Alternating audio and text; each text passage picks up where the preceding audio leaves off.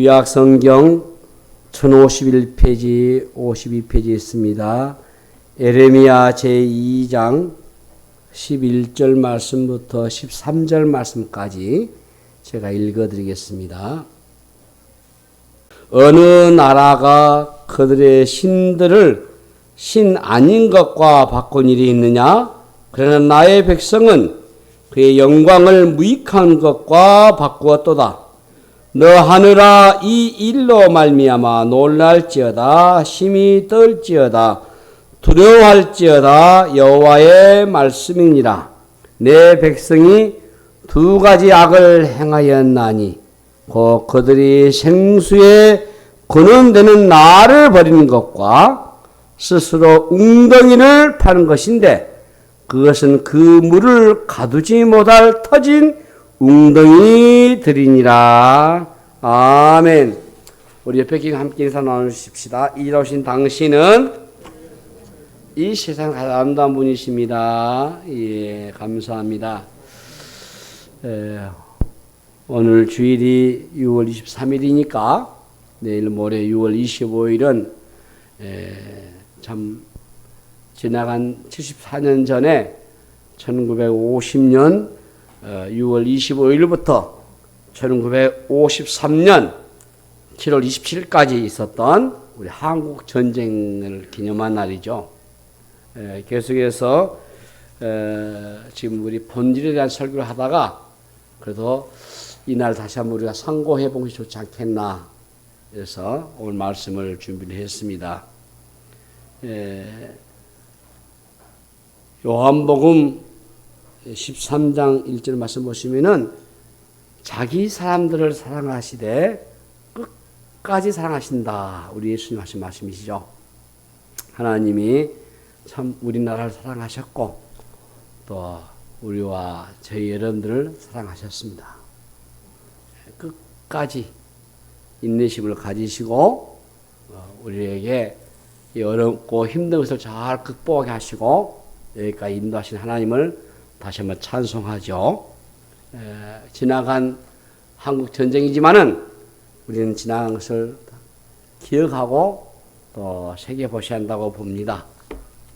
많은 말들은 이어지고 있어요. 지금 상황이 참 많은 어려움을 안고 있는 것은 사실입니다. 외교적으로 또 우리 국가 정치적으로 또 국방적으로도 그렇다고 봅니다. 뭐 개인 견해가 있겠지만은 특히 우리 동북아 쪽은 많이 위기감이 있다라는 것은 여러분들이 아마 언론을 통해서 잘 아실 겁니다. 대만이 매우 위험하고 우리 한국도 많이 위험하다 하는 사실을 자명한 일이고 또 최근에 북한과 러시아의 밀착 그리고 이제 또 예의치 않는 여러 가지 사건들 지금도 진행 중에 있는 팔레스타인의 전쟁 또 이 자연재해들 뭐 기타 많은 것들이 어려움을 안고 있잖아요.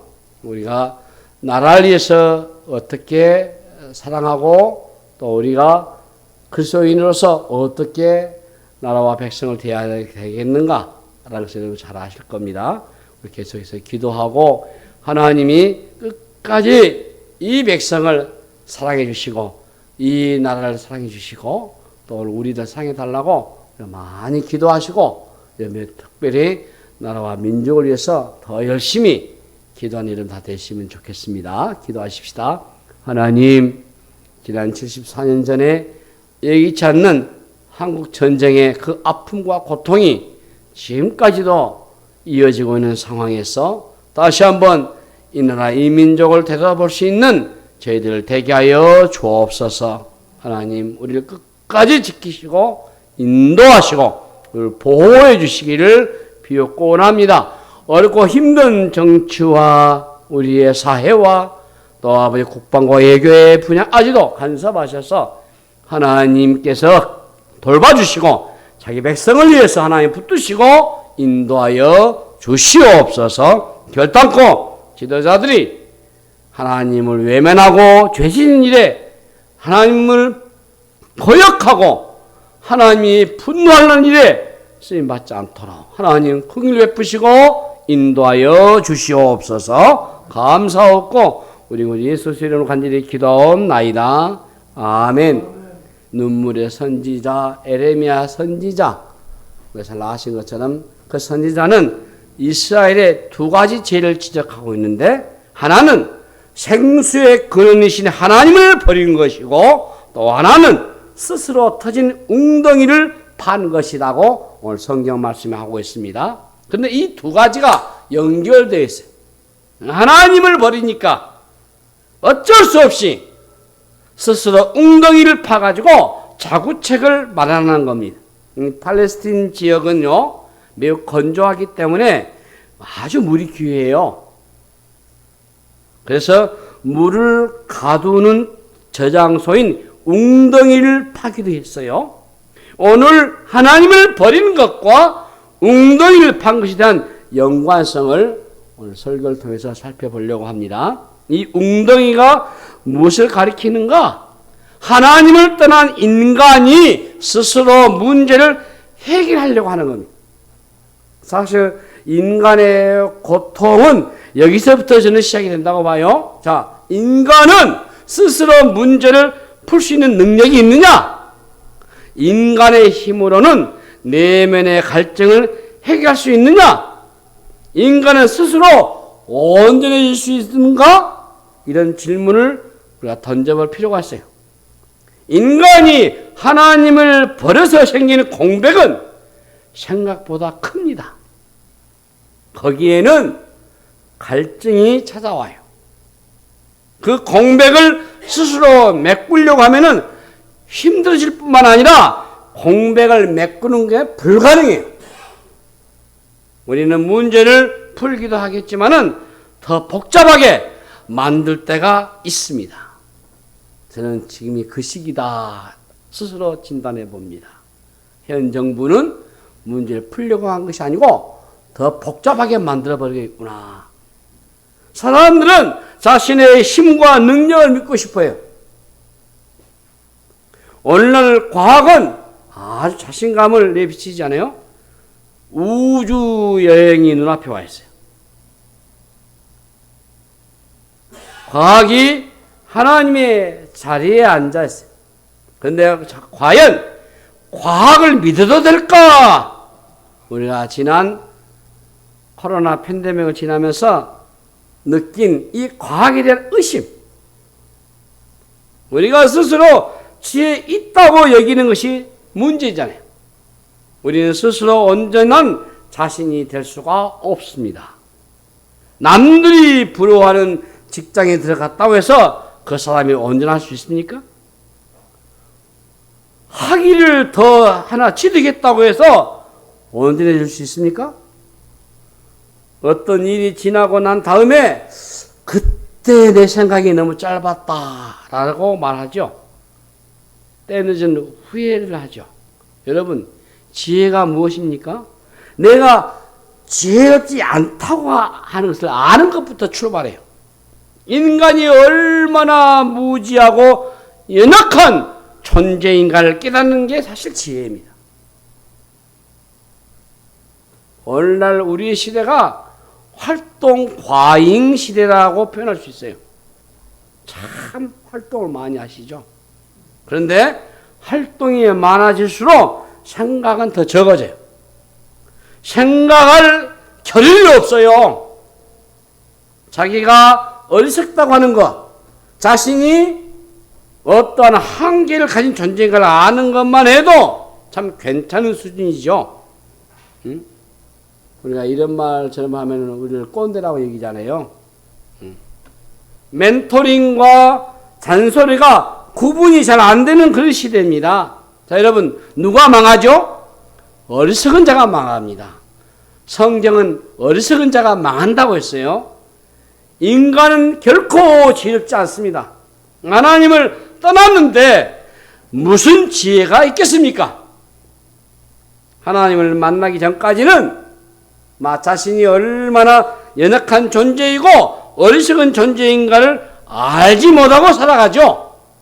문제는 이 터진 웅덩이에요. 자, 터진 웅덩이는 결코 채워질 수가 없습니다. 인간의 노력과 열심이 될 일이 아니라는 거예요.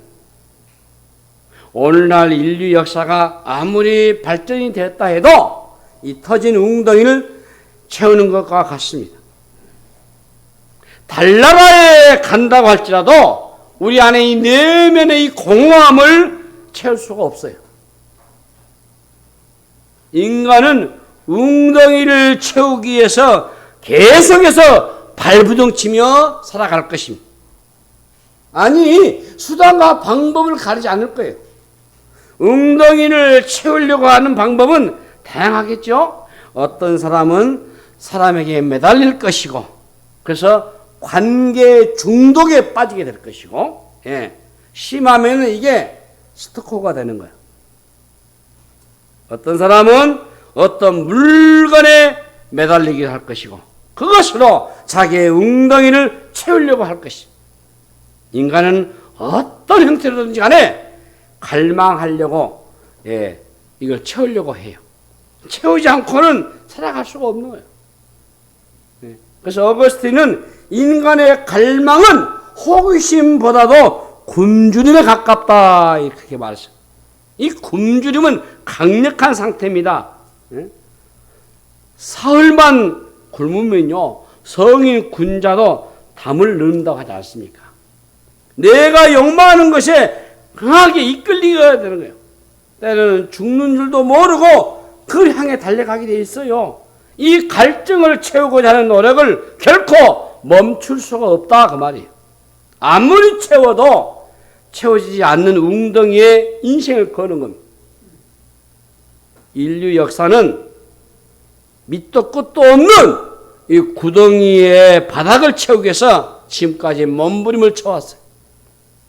채웠다고 생각했지만 조금 지나면 아니라는 것을 발견하게 돼요. 이 터진 웅덩이는 엄밀히 말하면 바닥이 없어요. 그래서 사람들은 끝없이 무의미한 반복만 하는 거예요. 열심히 살아가지만 이상하게도 삶은 더 나아지지 않습니다. 성공하고 많은 것을 손에 쥐었다 해도 여전히 외롭고 그리고 지루하기 마련이에요. 그래서 어느 시인의 고백처럼 그대가 곁에 있어도 애롭다라는 것이 결혼해도 외롭습니다. 인간의 외로움을 해결할 수 있는 사람은 아무도 없어요. 이 반려견을 키우고 온갖 취미를 가져보셔도 결코 외로움을 사라지지 않습니다. 지금 우리 한국의 나라는 카페 나라라고 봐요. 얼마나 아름다운 카페가 많습니까? 왜 이렇게 많이 생겼을까? 외로움이 많다라는 뜻이겠죠. 우리는 누군가가 함께 하고 싶어 하죠. 사람들이 카페에 앉아 있으면서 그러면서도 여전히 스마트폰을 들여다보고 있어요. 무엇인가 풍성한 것 같고 재미있는 것 같이 많이 보여도 사람들은 더 지루해하고 힘들어할 뿐이에요. 이 터진 웅덩이죠. 터진 웅덩이라고 노력하면 어느 정도 채워져요. 그러나 문제는 금방 바닥을 드러낸다고 하는 것입니다. 만족은 잠깐일 것이고 금방 갈증은 찾아오게 돼 있어요. 지속적인 만족이 없어요. 결국 또 다른 것을 찾아다니셔야만 해요. 인간은 외로움을 해결하기 위해서 부단히 애를 쓰죠. 외로움에 대한 처방은 사실은 관계성입니다. 하나님께서 사람을 그렇게 만드셨어요. 하나님과 사람과의 건강한 관계 회복이 그러므로 핵심이에요. 하나님을 버린 순간 모든 관계는 사실상 깨져버려요. 그렇죠? 죄를 짓는 순간 이 공동체를 잃어버리고 정상적인 관계를 맺지 못하게 되어 있습니다. 내가 아플 때 누군가 곁에 와서 위로해주는 사람이 있다고 한다면은 참 그분은 행복한 일이죠. 그러나 계속해서 함께 있어줄 사람은 아무도 없어요. 곁에 있어준다 해도 나의 고통을 온전히 이해할 수 있는 사람은 나 외에는 아무도 없어요. 결국 어때요? 홀로 그 고통을 감내해야 돼요. 우리는 홀로가 아닌 사실 더불어 살아가야 되거든요. 문제는 함께 하는 게 이게 잘 안 된단 말이에요. 더불어서 함께 해야 되는데 이게 어려워요. 예. 여러분, 사람을 사랑하는 게 참 어렵습니다. 쉬운 게 아니에요. 하나님을 떠난 인간의 딜레마예요. 사랑하고 싶지만은 사랑이 너무 어려워요. 예. 적당히 대충 사랑하는 것은 가능하겠죠. 근데 어떻게 그렇게 할 수 있어요? 이빨로 소리 할 수 없잖아요.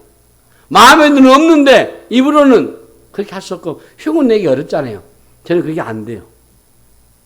예. 저는 이중적인 것을 잘 못하겠습니다. 안 됩니다. 예.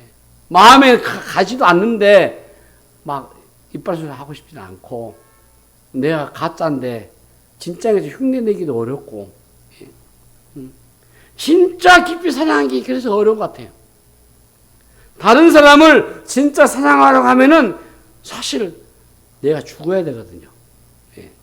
내가 죽지 않으면은 다른 사람과 잘 지내기가 어려워요. 내가 안 죽으면은 상대를 죽여야 돼요. 우리는 웅덩이를 채울 수 없습니다, 여러분. 나도 채우지 않았는데 누구를 채울 수 있겠습니까? 어려워요. 불가능해요. 그렇지만 쉽게 문제를 해결하려고 해서는 안 돼요. 그러므로 편리한 해결책, 저는 위험하다고 봐요. 그 순간을 넘어가는 거 그때뿐이에요. 근본적인 답을 찾아보셔야 돼요. 이 갈등을 해결하는 방식이 그러므로 중요한 겁니다. 쉽게 빠르게 갈등을 해결하는 방식을 선택하는 게 몸에 익히면은 위험해요. 목이 마르면 생수를 마셔야 되잖아요. 그런데 사람들은 어때요? 자극적인 음료수를 마시거든요. 한순간은 시원하겠지만은 다시 목이 마르게 돼 있어요. 사람들은 문제에 직면하려고 하기보다는 그 문제로부터 탈출부터 하려고 그래요. 가정에서 어려움이 생기면은 가정 안에서 그 문제를 풀어 가셔야 되는데 그러잖아요. 이 부부의 문제를 가정 바깥에서 풀려고 하면 사고 나잖아요. 그럴 수 없잖아요. 대개 문제가 그래서 여기서부터 시작되는 겁니다. 불편한 현실을 외면하고 싶은 것이거든요. 그러나 피한다고 해서 이게 될 일이 아니잖아요. 교회 문제도 마찬가지예요. 믿는 사람들이니까 다 목사님이고 장로님이고 얼마나 거룩한 분들이에요. 그런다 문제 해결된답니까? 그렇지 않아요. 지상은 천국이 아니에요. 배우자도 자식도 내 마음에 안 들 때가 있잖아요. 사실 직장도 내 마음에 완벽하게 드는 직장은 없지 않겠습니까? 근데 마음에 안 든다고 해서 계속 바꿔야 돼요? 그럴 수 없잖아요. 문제를 너무 가볍게 다루고 해결하고 하는 성향이 반복이 되면 이게 습관이 돼요. 자, 여러분, 습관 아주 무서워요. 잘못된 방식으로 문제를 푸는 것은 몸에 익히면 위험하죠. 그것이 오늘 우리 사회에 만연한 중독 현상이다. 사람들은 문제를 빠르고 쉽게 해결하려고 해요. 갈등이 생길 때 그걸 해결하는 방식이 필요한 것이 분명하거든요. 우리는 본성상, 우리의 본질, 본성상 어려운 길을 우리는 피하고 싶어 해요. 외로우면은 건강한 공동체 안으로 들어가려고 애를 쓰셔야 되는데 건강한 공동체 안에 들어가는 게 쉽지 않아요. 관계가 깊어진다는 것은 많은 대가, 그만큼 지불하셔야 돼요. 그리고 긴 세월이 필요할지도 모르겠어요. 그러니 어때요? 이 사람들과의 관계를 맺는 것을 의도적으로 피하고 외로움을 달리는 방식이 없어요. 나쁜 중독도요, 처음에는 그렇게 심각하지 않습니다. 외로우니까 하거든요. 한번 거기에 빠져들면 도수가 높아지고 고통을 빨리 잊고 싶은 방식은 여러분 세상에 널려 있어요. 이 신앙생활도 여러분 바르게 건강하게 하지 않으면 종교 중독에 빠져버려요. 우리 신앙생활과 종교생활 좀 구분하시면 좋겠어요. 짜릿한 종교적인 판타지를 구하게 돼버려요. 문제를 쉽게 풀어가고자 하는 것에 몸에 익히게 되면 거기로부터 빠져나오기 어려워요. 편리함이 얼마나 무서운 건가를 아셔야 돼요. 우리는 매우 연약한 존재입니다. 작은 유혹에도 쉽게 무릎을 꿇을 수 있어요. 편리함이 나를 완전히 망가뜨릴 수 있다는 사실을 아신다면 우리는 힘들어도 근본적인, 근원적인 답을 찾으셔야 돼요. 여러분, 이 근원적인 답은 멀리 있지 않습니다. 공허함은 내가 하나님을 떠났기 때문에 이게 찾아온 거예요. 그렇기 때문에 다시 어때요? 하나님께 돌아가기만 하면 되는 거예요. 우리가 어떤 일에 공허함을 느끼는 일은 좋은 일이에요. 솔로몬은 모든 것을 다 추구해 보았지만 허물을 느낀다고 했어요. 그의 허물은 아주 자연스러워요. 왜 허무가 찾아옵니까? 그 허무는 하나님께로 나오라고 하는 하나님의 사인이거든요. 예. 밑바닥을 채울 수 있는 길은 하나밖에 없어요. 이 터진 웅덩이와 생수의 근원을 대조를 이루게 됐어요. 자, 이스라엘은 생수의 근원인 대신 하나님을 버리고 우상을 찾았습니다. 우리 본문 11절을 보니까 어느 나라가 그들의 신들을 신 아닌 것과 바꾼 일이 있느냐? 그러나 나의 백성은 그의 영광을 무익한 것과 바꿨도다 했어요. 예. 어리석은 선택이죠. 하나님은 생수의 근원 되시는 분이세요. 생수의 근원을 만나면은 우리가 할 일은 없어요. 생수의 근원에서 물이 계속 솟아오르기 때문에 그렇지 않아요? 사람들은 무엇인가를 찾고 있거든요. 대안을 찾기 위해서 찾지 못하니까 엉뚱한 것을 찾아요. 쫓아요. 예. 우리는 그 대안을 찾아요. 생수의 근원 되신 하나님, 그분을 우리가 만났습니다. 더 이상 스스로 웅덩이를 파는 일은 하지 않으셔도 되는 힘을 빼고 하나님께 맡기면 살게 돼 있어요. 예. 우리가 채우는 것과 하나님이 채우는 것은 차원이 달라요. 그게 신앙생활이에요. 내가 부자가 된 것과 하나님이 돈을 벌게 해주시는 것은 다릅니다, 여러분. 내 힘으로 출시하는 것과 하나님이 오르게 하신 것은 전혀 차원이 달라요. 내 힘으로 자수성가하는 사람들은 아무리 가져도 불안해요. 왜? 언제 밑바닥이 독이 될지 알기 없기 때문에 불안한 거예요. 그래서 시편 23편 5절을 보시면은 주께서 내 원수의 목전에서 내게 상을 차려주시고 기름을 내 머리에 부으셨으니 내 잔이 넘치나이다 라고 말씀합니다. 이 생수의 근원 되신 하나님은 우리의 공허함을 채우고도 남는 분이셔요. 그러므로 진짜를 맛본 사람은 가짜에 현혹당하지 않습니다. 하나님을 맛본 사람은 다른 것에 끌려다니지 않습니다. 제가 금요일 날 이제 한 모임이 있어가지고 갔는데, 이제 동창이 저에게 상담했는데, 성경 공부를 하고 싶다고 해서 찾아가서 성경 공부했던 곳이에요. 신천지예요.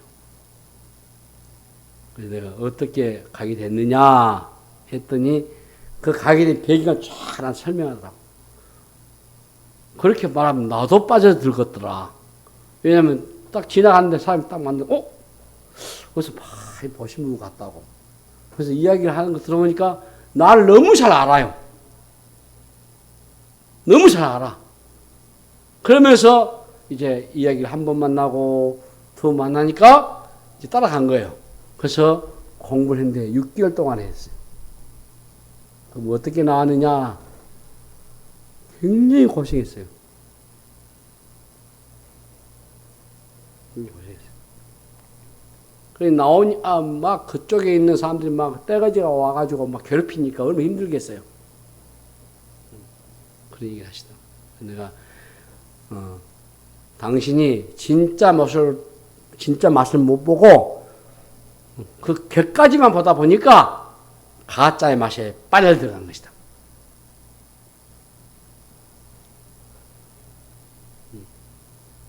진짜를 맛본 사람은 결코 가짜 희롱당하지 않거든요. 진짜를 이미 맛봐도 어떻게 가짜, 그러니까 분별할 줄 알잖아요. 하나님을 맛본 사람은요, 다른 것에 끌려다니지 않아요, 여러분.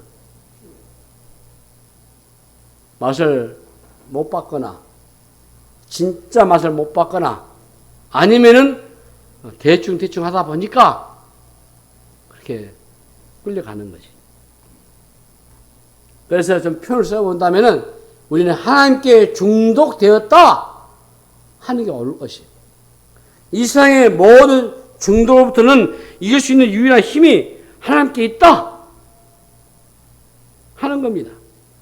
우리 어린 애기들에게 이유식을 줄 때 너무 강한 맛이나 자극적인 맛을 먹이지 않습니다. 먼저 어떤 것에 맛을 들으느냐가 그래서 중요한 거예요. 영적인 것도 마찬가지예요. 어린 아이 때부터 이 전쟁을 치지 않으면 안 돼요. 세상의 맛을 보기 전에 하나님의 은혜의 맛을 보게 해야 돼요. 예. 세상의 지식을 배우기 전에 하나님의 말씀을 배우게 하고 쾌락을 추구하기 문화에 적기 전에 영적인 공동체 안에서 하나님으로 인한 기뻐하는 삶을 경험해 보셔야 돼요. 그래서 어린 아이 때부터 어른들과 하는 공동체가 필요한 거예요. 그런 면에서 본다면 우리 한국교회는 실패한 거예요. 여러분, 한국교회가 60년대, 70년대, 80년대 주일교회학교 얼마나 왕성했습니까? 그러면 지금 이런 일이 벌어져서 안 돼요. 실패했어요. 아이들에게 달란트 시상으로 다 퍼줬잖아요. 그럼 애기들이 이 교회 저 교회 다니면서 고른다고요. 유럽에 있는 이렇게 기독교의 꽃을 피운 나라는 안 그래요. 제가 이제 가서 예배를 받았는데도 거기 예배 장소가 이렇게 우리 같이 안 생겼습니다. 복도가 있어가지고 옆에 있는데 예배 성경 공부만 그렇게 좀 수준도 가르게 하지 예배는 한 목사 밑에서 공동 가르쳐요. 그래서 한 목사 밑에서 말씀도 듣게 하고 기도도 듣게 하고 그리고 축도도 광고도 듣게 하고 그래요. 그냥 교원들 서로 알면서 기도해주고 공동체가 가족끼리 운영돼. 근데 한국 교회는 미국의 선교 영향을 받아가지고 미국의 주일학교를 그렇게 해보니까 사람만 몰려오니까 한국 교회에 대해서 부수 예배를 드리게 하고 그리고 구분시킨 거예요. 그럼 지금 그 아이들 어디 갔냐고 말이죠. 특히 우리 한국의 문화는 더더군다나 14살에 우리 입교하거든요. 중학교 2학년만 되면은 입교가 되는데 그때부터 얘기 듣는데 교회를 떠나요. 그게 희한해요. 이번에 총에서 우리가 결의한 것을 2년 전에 한 것은 어린이 세례를 줍니다, 지금은. 유아 세례가 만 2세잖아요. 6세까지 유아 세례를 주고 나머지 13세까지는 어린 세례를 줘요. 성찬을 못하게 합니다. 입교를 해야 성찬에 참여할 수 있어요. 제가 문을 찾아보니까 그것도 사실 안 맞더라고. 초대교회 때는 어린 아이들도 다 성찬 참여했어요. 가르쳐야 돼요. 안 가르치니까 그렇게 돼버리고, 그런 부분도 있고. 보통 문제 아니잖아요. 이 영적 공동체 안에서 하나님이나 기쁨을 경험해 보셔야 되는데, 그래서 어떤 맛을 먼저 보느냐 이 싸움이에요. 애기들이 대학을 가고, 성인 된 다음에는 이걸 알 수 없어요. 예. 세상에 어떤 맛을 볼지 알 게 없는 거잖아요. 부모의 품 안에 있을 때 하나님의 선하심을 맛보게 해야 되는데 하나님에게 빠져들고 하나님의 선하심을 맛보고 난 다음에 다른 것들이 더 밋밋하게 돼요. 그러니까 공동체 안에서 어른들 부모의 품 안에서 이 맛을 보기 전에 세상의 맛을 봐버리게 안 되는 거죠. 약하기 때문에 세상에 허접한 것을 만족해버리는 것이죠. 태양의 빛을 본 사람에게는 촛불은 시시하기 마련이에요. 하나님을 온전히 경험하고 난 다음에는 다른 것들은 다 시시해져요. 응? 그러잖아요. 우리가 간증을 들여다보면은 세상에 꽤 놀았다 하신 분들 많잖아요. 그래서 예수님 만나고 나니까 영적인 세계에 들어와가지고 이전의 삶을 돌아보니까 이게 너무 유치했다는 것을 알잖아요. 그래서 사도 바울처럼 다 배설물을 여길 수밖에 없어요. 네. 미국의 히피족들이 그렇다고요. 1960년대부터 미국의 히피족들이 일어났어요. 그네들은 반사회적인 활동을 하고 물질 문명에 저항하면서 자연주의를 표방했습니다. 그들의 삶은 술과 마약으로 가득했고 아주 자유분방하게 살아왔어요. 그런데 이 히피족들이 어느 순간 하나님께로 돌아오는 운동이 일어나기 시작했어요. 그들은 놀다가 지쳐가지고 하나님께 돌아왔어요. 기성교회들이 그들을 받아들여줄 준비가 되지 않았을 때 척 스미스 같은 목사님들이 그네들을 환대하고 받아주었어요. 지저스 무브먼트 운동이 난 거죠. 예수 운동이 일어난 거죠. 히피들이 어느 순간 뜨고 보니까 자신들이 터진 운동에서 허우적거리는 것을 발견하게 된 겁니다. 자기들이 하고 싶은 것을 다 해보아도 채워지지 않는 이 공허함이 몰려온 거죠. 그들의 방황은 끝이 난 겁니다. 더 이상 터진 웅덩이에 물을 붓지 않아도 된 것이에요. 여러분, 답은 주님뿐이셔요. 다른 게 없어요. 욕구는 채워서 해결될 게 아니에요. 욕구를 채우려고 하면은 그 욕구는 점점 더 커질 뿐이셔요. 예수님을 만나게 되면은 그러므로 갈증이 사라지게 돼 있어요. 그분이 생수의 원천이시기 때문에 시편 37편 4절부터 또 여호와를 기뻐하라. 그가 내 마음의 소원을 내게 이루어 주시려다. 내 길을 여호와께 맡기라. 그를 의지하면 그가 이루시고 내 의를 빛같이 나타내시며 내 공의를 정오의 빛같이 하시리로다 라고 말씀하셨어요. 여호와는 우리 마음의 소원을 이루어주신 분이시다. 우리 하나님은 충분히 채우시고도 남습니다. 우리의 힘으로는 행복에 도달할 수가 없습니다. 우리의 힘으로는 우리를 구원할 수가 없어요. 반드시 하나님께로 돌아가셔야 돼요. 안타깝게도 인간은 다 잃어버리고 난 다음에 그때 하나님을 찾아요. 예. 못 깨닫는 사람도 있고 늦게 깨닫는 사람도 있고 깨닫는 것은 좋지만은 조금이라도 빨리 깨달으면 얼마나 좋겠습니까, 여러분? 예? 누가복음 15장 설교를 이제 오후에 제가 한 10주에서 쭉 할 겁니다. 깊이 팔 거예요. 예? 이 탕자 비유 보세요. 탕자는 모든 걸 다 잃어버리고 난 다음에야 아버지 집을 찾거든요. 하나님께로 돌아가는 것은요, 빠를수록 좋아요. 빠를수록. 중요한 것은 우리의 관심입니다. 이스라엘 백성들은 하나님에게서 바알에게로 관심을 옮겨버렸어요. 우상은 터진 웅덩이에요. 그러면서 본다면 우리 조국, 우리 한국이 참 불안하고 안타까워요. 순간과 영원을 분별줄 아셔야 돼요. 그걸 몰라버렸잖아요. 우리는 멀리 보셔야 돼요. 순간적인 고통과 문제로부터 벗어나기 위해서 몸부림치지 말고 영원을 바라보셔야 돼요. 그때 순간의 유혹에 넘어가지 않고 믿음을 따라 살 수가 있어요. 요한일서 2장 16, 17절 이는 세상에 있는 모든 것이 육신의 정욕과 안목의 정욕과 이생의 자랑이니 다 아버지께로부터 온 것이 아니요 세상부터 온 것이라. 이 세상도 그 정욕도 지나가다 오직 하나님의 뜻을 행하는 자는 영원히 거하느니라 라고 말씀하셨어요. 항상 순간적으로 문제를 해결하면 덫에 빠지게 돼 있어요. 육신의 정욕과 안목의 정욕과 이생의 자랑, 이것들은 당장 만족을 주는 것을 의미하는 거예요. 우리가 속은 것이지. 사람 저렇게 봐서는 안 되는데. 세상은 순간적인 것에 집착하게 만들어요. 우리는 이미 오랫동안 그런 소비자 살아왔어요. 소비적인 삶을 사는 것이 우리 몸에 익숙해져 왔어요. 소비함으로써 만족을 얻고자 하는 일에 익숙해져 있어요. 종교도요, 어떻게 보면 소비 품목에 들어가게 돼 있어요. 하나님도 내 삶의 한 부분에 속한 것이고, 교회도 하나의 문화적인 기능 정도로만 이해하고 싶어 해요. 하나님이 우리를 선택한 것이 아니고, 우리가 하나님을 선택해버렸다라고 생각하거든요. 모든 것의 주체가 내가 돼버린 거예요. 우리가 추구하고 선택하는 것은 잠깐 있다가 사라져버려요. 그냥 지나가는 것도 아니에요. 빨리 지나가 버립니다. 세상에 주는 즐거움, 인기의 쾌락, 권력은 잠깐 하는 사이에 지나가 버려요. 요즘은 돈이 은행의 숫자로 존재해 버려요.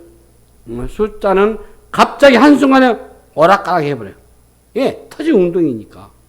많이 쌓아놓은 것 같지만은 빠져나갈 때는요, 한순간이에요. 생각보다 이게 빨리 사라져버립니다. 한순간이에요.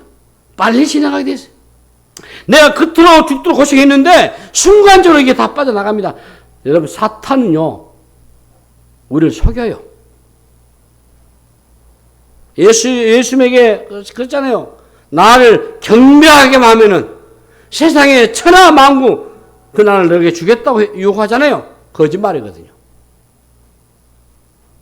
사탄은 나라를 소유한 적도 없고 줄 수도 없어요.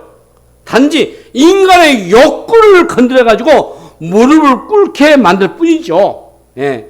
배가 고픈 현실에 몰두하다 보면은 하나님에게로 관심을 가지지 않습니다.